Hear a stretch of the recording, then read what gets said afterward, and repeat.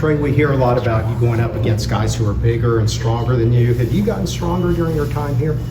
Yeah, absolutely. I put on about 10 to 15 pounds since I've been here, and I feel it while I'm out there on the court, able to be a little bit more physical and move dudes a little bit easier. But that's just part of my game. I'm never going to back down from any type of physicality. Was that intentional on your part? What was different between coming here versus what you had experienced before? I knew coming here I was going to have to be a little bit bigger to fit in the role that they needed me to fit into, and so I just kind of molded to it. I wanted to put more weight on anyways because I feel like I play my best at that 230, 235 range, just the ability to be physical down low but still also be quick enough to move my feet on the perimeter. Trey, you've had so many debuts at so many schools. Was there any nerves Monday, or was it like, I've just played so many basketball games, just another game? Honestly, no, I didn't really have much. I really wanted to be in the moment and, really just step out there. And there was a picture that before jump ball, I was just standing there smiling just because I was just taking in the moment, being in Rupp for the first time with that packed house for our first game. And I was just enjoying it. I wouldn't say that I was nervous at all because, I trust my game and trust the work that I've put in. So, at that point, there are no nerves. You just have to fall back on your training and trust in that. Now you got to do the tip for that game, right? But like the exhibition before that, Justin did it, if I'm not wrong. Like, yeah. Who decides that? When does that? Does one of you have to talk to each other? Does Cal make that call? What kind of goes into that? I forget. Somebody told me before the game, he was like, Trey, you're doing it. And I was just like, okay, that's fine. I forget who it was. It was one of the coaches, though. They were just like, Trey, you're doing jump on. I was like, all right. How often in your career had you done that kind of before now? Because I assume you hadn't always really been the tallest available player on a lot of things. I've done a lot of jump balls in my day, But, at West Virginia, obviously, I was at the 4, so I didn't have to do it. Trey, when you get the ball at the top of the key, you obviously have a lot of options with how you can go. What's kind of the first thing you look for when the defense is coming at you when you get the ball up there? It depends. It depends on the situation. It could be a reversal from a guard from one side, and the other side might be empty. It might be one person opposed to two people, and it depends on where the person is. In the short corner where our other guy is, it could be an option to go at a two-man and see if they can run an action where they set a screen for each other, see how the defense reacts to it. It could be a matter of them reversing it to 5 over rotating, so then a drive to a high foot. There's just so many options. It's kind of a read and react type of thing. Well, there's a couple of times in the season opener where you just took it yourself. Is that a split moment decision? How do you make that call, I guess, when that happens? Yeah, I feel like everything I do on the court is kind of like a processing type of moment for me because you have to play off I believe you have to play off the defense and then make the defense play off you, if that makes sense. You have to make that first decision and make them make an adjustment, and then when they make that adjustment, you make a decision off of that. And that's just kind of how I see the game, read and react type of thing. Is Monday the most you feel like you've ever been able to showcase like your passing ability in a single game? Sure, I guess so. Maybe. I'm not really sure. I don't know. Well, you mean that tied like a career high for you for a single game in college? Yeah. So I didn't know if you. And on top of that, all those, you have to credit those to the players. I can give you the ball, but you got to put it in the hoop. Do you think that's an underrated skill of yours? Like your passing, do you think is underrated? Yeah, I'd say so, because I think I see the floor very well, and I feel like I make a good decision with the ball most of the time. I know you've maybe been out to go on. Sorry. Cal mentioned a tweak at the end of the last game, kind of talking about how you changed the offense. Some people thought maybe it was you getting the ball more. Was that something that was made a point, like facilitating more through Trey, or was he kind of just making fun of us at the same time? No, yeah, he definitely made the adjustment. He was just like, let's go through Trey a little bit, like let him make the decision and pull that big guy out and make him make multiple decisions in a possession and see how it goes from there. And obviously it worked out pretty well. Trey, last year before you got here in the freshman, a lot was on Antonio to kind of be the lone perimeter threat. With so many different guys, how much pressure do you think it takes off an elite shooter like that, where they can't double it? There's nobody on this team that I feel like you can double, because you're leaving a very lethal weapon open if you do so. That's just the depth we have and the blessing that we have on this roster. But I think that makes things a lot easier for Tone. you know, you have one guy guarding you opposed to two, and then whether that be a pin down, a flare, whatever it may be, you got somebody has to make a decision, whether that be to help more on you and leave another guy open, or let you come off that screen open and get yourself a shot. Trey, what I want to ask about is like going back to your recruitment here. I'm sure they kind of pitched to you. You're going to be the 4-man. We've got 3 7-footers. We're going to be good to go. And then none of them are available right now. Did like Cal, the coaches, come to you and say, hey, you know, you're kind of going to be our big for a bit? I mean, did they have this conversation with you about this role adjustment? I don't think it's a conversation they needed to have. Oh. You know, it was kind of just a thing that I saw what we needed, and I'm step up and fill that role.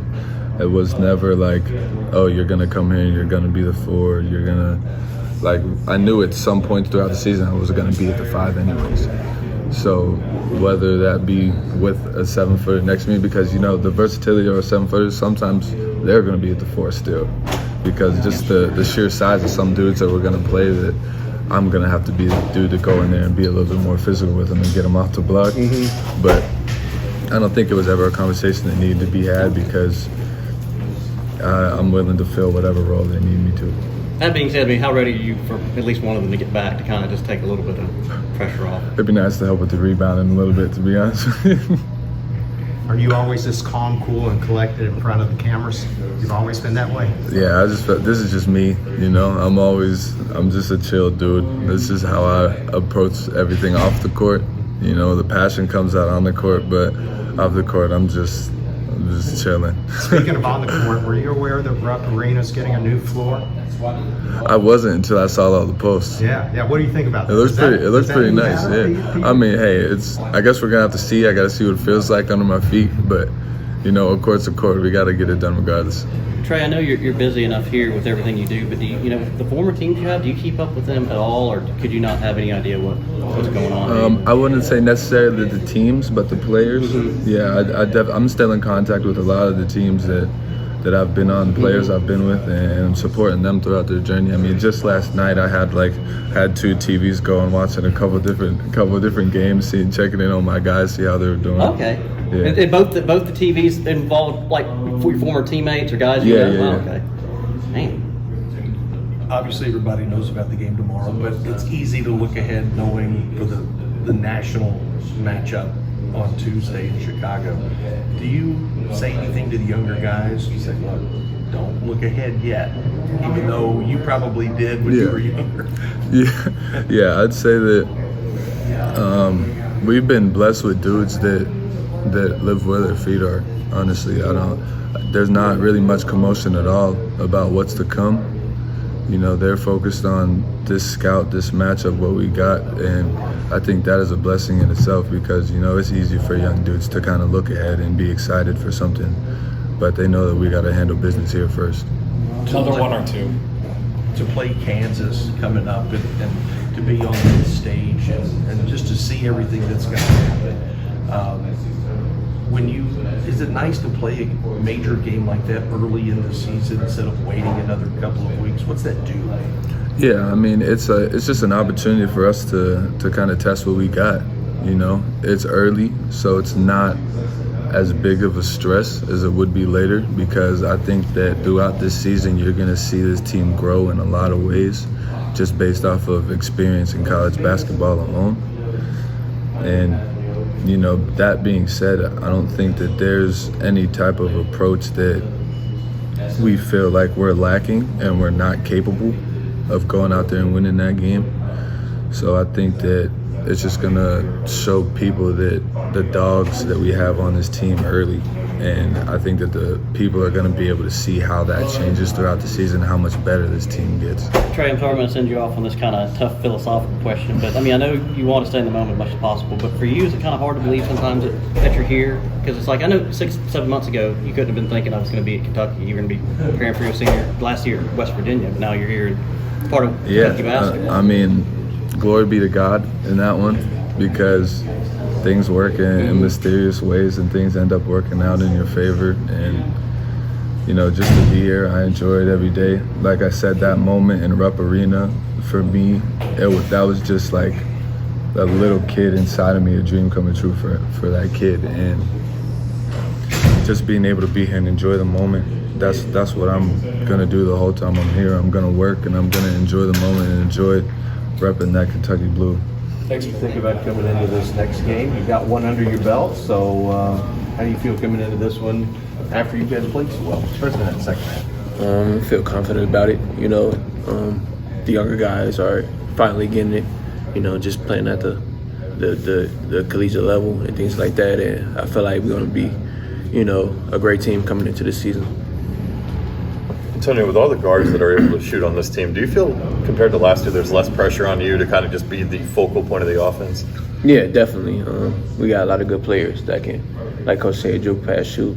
And, you know, we all look for each other out there. So I feel like, our offense is based on, whoever can, create their own offense, or, just facilitate for somebody else.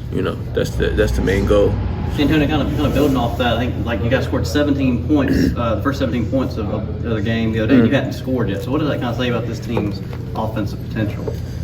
That we are really good. I don't have a lot of pressure on me, just playing the flow of the game, and just, be ready to, create or, be ready to shoot whenever, the time is. So, I was actually glad, how they played. They played really well the first game. It seemed like, it was no nerves and nothing like that. So, yeah. How are you adjusting to this idea of random basketball? I'm not adjusting to it because, I've already been here for a year. So I already know what to expect, from coach and the other coaches. So that's not really, something I'm thinking about because I already know how the offense of the game is. The way Coach Cal presented it, it was like this drastic change.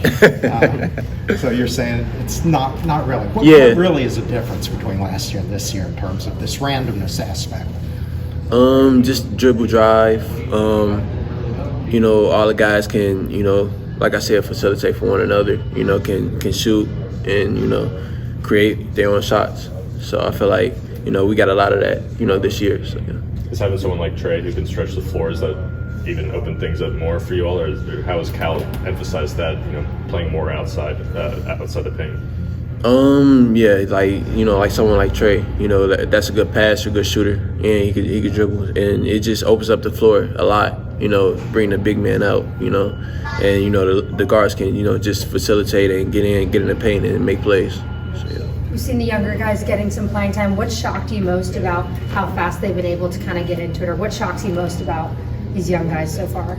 I feel like, they adjusted to the pace of the game really well than I thought. They were actually just moving, in transition. Those guys were flying down the court, and they were keeping up with me and things like that. So it was kind of, that really shocked me, going into that first game. Do you see a different demeanor from these younger guys than maybe some other younger guys you have played with in the past? Yeah, hungry mentality. They're tough. They got a bunch of grit. They play with. And they just focus. From when the start of the game happened to the end of the game. So that's what I really like about this team. When you say having other shooters kind of takes a lot of pressure off of you, did you feel a lot of that pressure last year, kind of being the only guy? Not so much. I feel like we really had good scores last year as well. And I was just the perimeter shooter.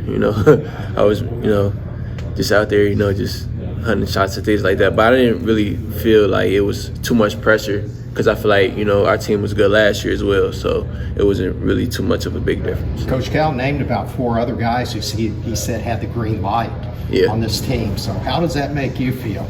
It makes me feel good, having great players around me and just those guys can create shots and do their own thing. So yeah. Antonio, is there a certain number of shots you're kind of expected to take? I don't mean like you yourself, but like it's the coaching staff kind of said, well, hey, we should be getting you 8 shots, 10 shots a game. Mm-hmm. No, it's not even like that.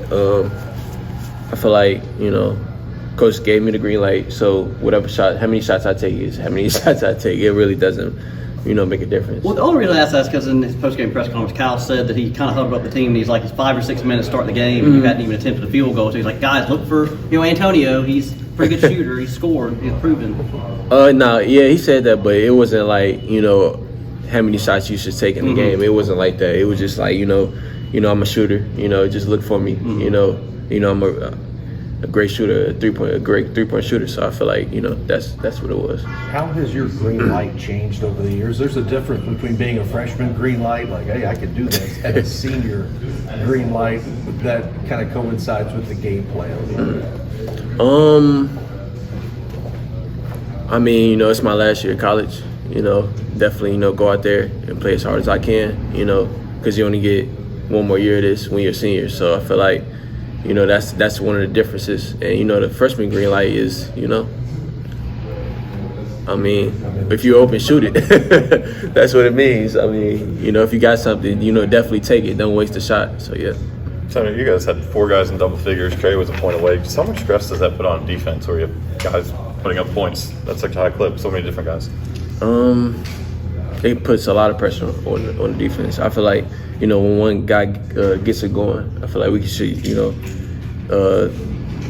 keep going to him.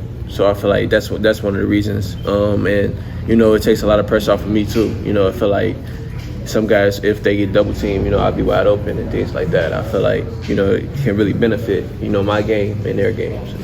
In the first half of that season opener, it felt like you all were not switching any on defense and then did a little bit more switching in the second half. Where do you all, on defense, do you think, do you think you can be more of a switching team or more of kind of just fighting through screens? Where do you think your strength lies in that sense on defense? I feel like we could do a little bit of both. I feel like we just have to learn a little bit more as well. We're a young team. I feel like, some of those, in some cases, we just need to stick with the game plan and see who can do, who can do what not, and things like that. I don't feel like we just have something we need to grow in. Is some of it situational, like just kind of playing it possession by possession with switching, or kind of how have you all approached that so far, at least just through one season? We learned like getting through screens, basically. Just fighting through screens and being more physical that way. I feel like those guys definitely improve in that aspect of the game. So yeah. I know you guys have